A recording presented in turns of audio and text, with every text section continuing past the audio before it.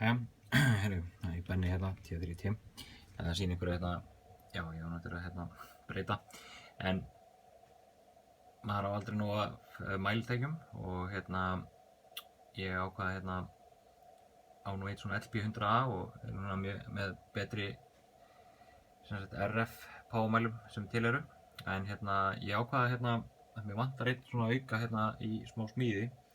Þá kíkti ég hérna á hönnun hérna hjá honum T3LJ sem er búinn að vera að þróa ýmislegt og hefur verið mjög duglegur að forrita og pæla í hérna Arduino og C. Og ég ákvaða hérna, ég er búinn að vera að fylgjast með þessu verkefni hjá honum og ákvaða að panta í það, bara test. Þannig að hérna, þetta er sem sagt RF pámælir, eða stambylgjumælir eða hvað við kallum þetta, með meiru sem hann er búinn að þróa. Og svona helstu hlutir eru hérna, við erum með, þetta er displayið, þetta er sem sagt hérna litaskjár með hérna snertiskjá, hann kostar $5 á eBay, ég pantaði 4 eða 5, free shipping, maður þarf bara að hafa smá tíma, tekur smá tíma að fá þetta. Og hérna er sem sagt örgjörfi, eða sem sagt microcontroller eða svona development borð sem er hægt að keyra Arduino, þetta er Teensy 3.2, kostar $30, hægt að fá það ódýrara á eBay líka. En þetta er sem sagt ARM örgjörfi keyrandi á cirka 100 MHz og við þetta er tengt hérna sem sagt directional coupler eða sem sagt hérna, ætli þetta sé ekki brú á íslensku. Og þetta er þetta borð frá hérna W6 PQL sem ég ætlaði að nota hérna í magnara smíði en ég hugsanlega endur smíða þetta aðeins öðruvísi af því að það er gert það fyrir svona díóðudetektor þessum RF hérna reiðspennunum er breytt yfir í DC með díóðu en ég hef ekki sett hann í, ég er bara með hérna nokkuð viðnám sem er hérna deyfilegur og hérna við þetta er svo tengdar tvær rásir. Þetta er sem sagt hérna AD8307 sem er logarithmiskur magnari sem tekur RF inn á sig og breytir því yfir í DC og gefur sem sagt í decibelum eða sem dBm í rauninni og sem sagt er 0,25 mW fyrir hvert decibel, þannig að hérna, það er mjög auðvelt að hérna mæla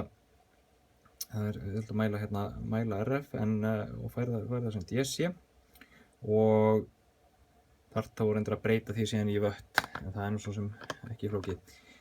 En hún hefur gríðarlega stórt svona svið, dynamic range, held ég rétt tæplega 100 decibel, þannig að maður getur mælt með sömu uppsetningu hérna alveg frá einhverju millivattum upp í kilowött og þetta er held ég sama rásin og LP100 notar.